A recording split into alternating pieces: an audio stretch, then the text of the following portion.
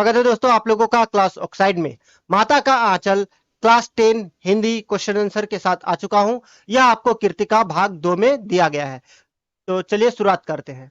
पहला क्वेश्चन है, प्रस्तुत पाठ के आधार पर यह कहा जा सकता है कि बच्चे का अपने पिता से अधिक जुड़ाव था, फिर भी विपदा के समय वह पिता के पास न जाकर मां की शरण लेता है। आपकी समझ से इसकी क्या वजह हो सकती है? देखिए, जब हम कहानी पढ़ते हैं तो देखते हैं जो लेखक होते हैं, जब वे डर जाते हैं, डरने के बाद वो सीधा दौड़ते हुए, गिरते हुए, पड़ते हुए या बहुत खरोंच आ जाती है उन्हें, फिर भी जाकर के वो रोते हुए अपनी माँ की गोद में जाकर के बैठ जाता है, जबकि पिता जो है वो आंगन में ही होते हैं।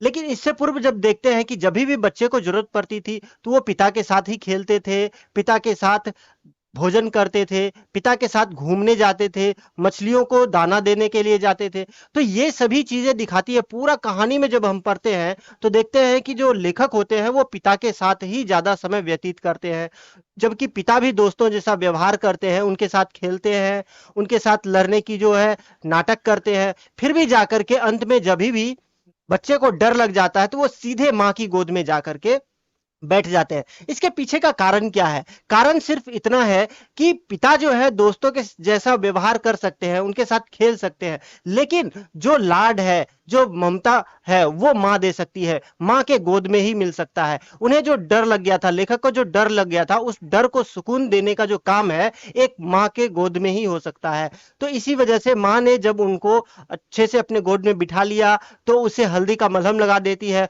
बहुत पुचकारती है, लाड डुआल करती है, और करने के बाद जाकर के क्या करती है तो उन्हें समझाती है और पूछती है, प्यार से पूछती है, और लेखक को जो है बहुत सुकून मिल जाता है। तो इसलिए हम कह सकते हैं कि ये जो दोनों में अंतर है, यानी कि पिता जो है पिता के साथ तो खेलते थे, लेकिन फिर भी जाकर के माँ के गोद में आकर के लेखक को सुकून मिलता है। अगला क्वेश्चन देखते हैं, आपके विचार से भोलानाथ अपने साथियों को देखकर सिसकना क्यों भूल जाते हैं? देखिए, एक जो बच्चे का जो स्वभाव होता है बहुत ही स्वाभाविक होता है। वो बहुत ज्यादा जो है कुछ दुनियादारी के बारे में नहीं सोचता है, बल्कि वो जो है अपने दोस्तों के बारे में या अपने जो है अपने लिए सोचेंगे। क्यों? कि उन्हें सिर्फ खाने से मतलब रहेगा। जब पेट भर गया वो जाकर के खेलेगा, और माता पिता भी यही चाहते हैं। इसीलिए जब देखोगे भोलानाथ अपने साथियों के साथ जाते हैं, चूंकि जब घर में रो रहे थे, और ऐसे में जब पिताजी उन्हें गोद से लेकर के जा रहे हैं गोद में, तो वे जब अपने साथियों से मिलते हैं तो सिसकना भूल जाते हैं। इसका कारण क्या है? कारण सिर्फ इतना है कि दोस्तों के साथ जो है बच्चे को बहुत आनंद आता है या अपनापन महसूस होता है। हम उम्र के साथ जो है किसी को भी अपना जैसा महसूस होगा। इस वजह से यहाँ पे आप देखोगे जब भी भोलानाथ जो है बच्चों के साथ मिलते हैं, अपने दोस्तों के साथ मिलते हैं, तो सिसकना भूल जाते हैं। और एक तरह से मनोवैज्ञानिक दबाव भी होता है कि कोई भी अपने दोस्तों के सामने, अपने साथियों के सामने रोना नहीं चाहते हैं, या अगर कोई रोएगा तो उसके साथी क्या करेंगे? उनका मजाक उड़ाएंगे।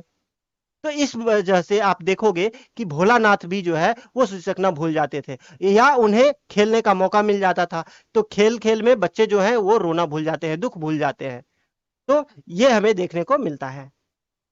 अगला क्वेश्चन में देखेंगे, भोलानाथ और उसके साथियों के खेल और खेलने की सामग्री आपके खेल और खेलने की सामग्री से किस प्रकार भिन्न है?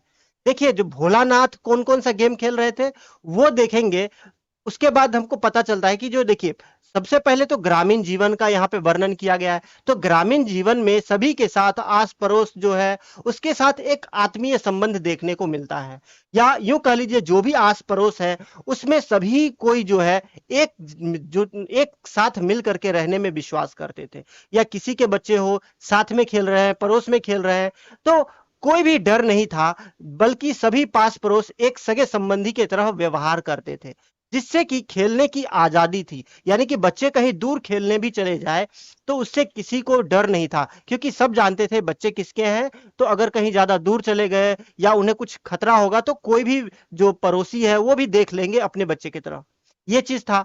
तो इस वजह से आप देखोगे कि बाहरी घटनाओं से या अपहरण होने की कोई भी उन्हें डर नहीं थी। क्यों? क्योंकि पूरा जो समाज है वो एकजुट था, एक परिवार की तरह थी। वहीं आप देखोगे उनके खेल की जो सामग्री है वो क्या था, तो स्वयं से बनाया हुआ था, स्वयं निर्मित था, घर की जो छोटी छोटी सामान है उसी से निर्मित थी। यानी कि जो उनके पास सामग्री मौजूद थी उसी से वे अपने खेल का सामान बना लेते थे। और साथ ही साथ देखोगे उनके खेल की सामग्री में क्या था, तो लकड़ी या मिट्टी, ये इस तरह की चीजें, या दोस्त सभी मिल करके क्या करते थे, खेल खेल रहे थे, और उसमें काफी आनंद भी उन्हें आ रहा था, और एक क्रिएटिविटी भी देखने को मिल जाती थी उन लोगों में। और तो और जो लेखक है वो कहाँ खेलते थे, धूल मिट्टी कहीं भी खेल रहा हो तो उन्हें आनंद ही आ रहा था खेलने में, और उनके जो माता पिता है वो भी छोड़ देते थे। कहीं कहीं देखोगे आपकी उनके माता पिता भी उनके खेल में शरीक हो जा रहे थे, उनके पिता भी शरीक हो जा रहे थे। तो कोई रोक टोक नहीं था, ना कोई डर था, और ना ही बाहरी आक्रमण का यहां डर है। ये फर्क है देखने को। जबकि आज के समय में आप देखोगे या हम लोग जो भी गेम खेलते हैं तो उसमें बहुत ज्यादा फर्क है। उसमें आप देखोगे एक आजादी नहीं है आपकी, यानी कि आप कहीं दूर खेलने नहीं जा सकते हो अपने घर से, माता पिता की आंखों से दूर नहीं हो सकते हो। खेलने की सामग्री जो है वो आपको सीमित है, यानी कि टॉयज वगैरह से खेलते हो तो ये बनाया हुआ चीज है जो बाजार से हम लोग खरीद के लाते हैं, उससे खेलते हैं आम बच्चे। तो इस तरह से देखते हैं कि एक भारी भरकम जो है आप डिफरेंस देखने को मिल जाएगा, भिन्नता जो है वो देखने को आपको मिल जाएगी। और साथ ही साथ जो है लोग जो है वो, अगर पास पड़ोस जो है वो भी किसी से कोई मतलब नहीं रखते, इस तरह की जो चीजें हैं, यानी कि एक दूसरे से आत्मीयता का जो संबंध है वो कहीं ना कहीं खत्म होते जा रहा है। और आज की जो खेल सामग्री है वो स्वयं निर्मित नहीं होती है, बल्कि बाजारवाद ने ले लिया है और बाजारों से निर्मित होती है, जो कि बाजार में जाके हम लोग खरीदते हैं। और उसे, और एक तरह से आपको आजादी नहीं है, कंप्लीट आजादी नहीं है। आप खेलने भी अगर जाओगे तो सीमित जगह पर जाओगे, और आपको बता करके जाना पड़ेगा कि आप कहाँ खेल रहे हो, कहाँ जा रहे हो ये।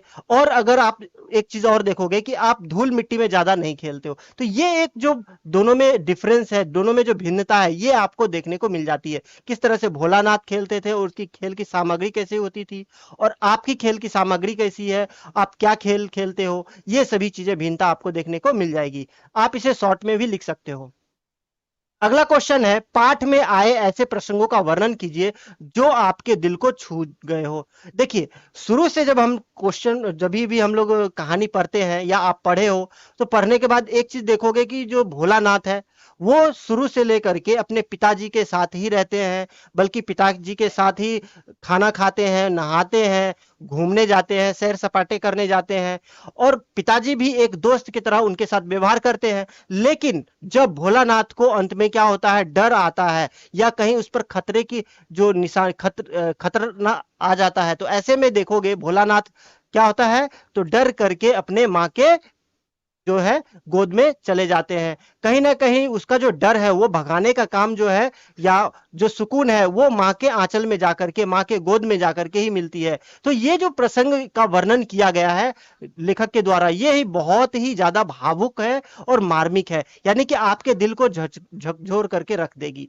ऐसी प्रसंग का वर्णन किया गया है। तो आप भी अगर कोई प्रसंग आपको कुछ ऐसा लगा हो जो आपके दिल को छू गया हो, तो आप यहाँ पे वर्णन कर सकते हो। अगला क्वेश्चन की तरफ बढ़ते हैं। अगला क्वेश्चन है, इस उपन्यास के अंश में 30 के दशक की ग्राम्य संस्कृति का चित्रण है।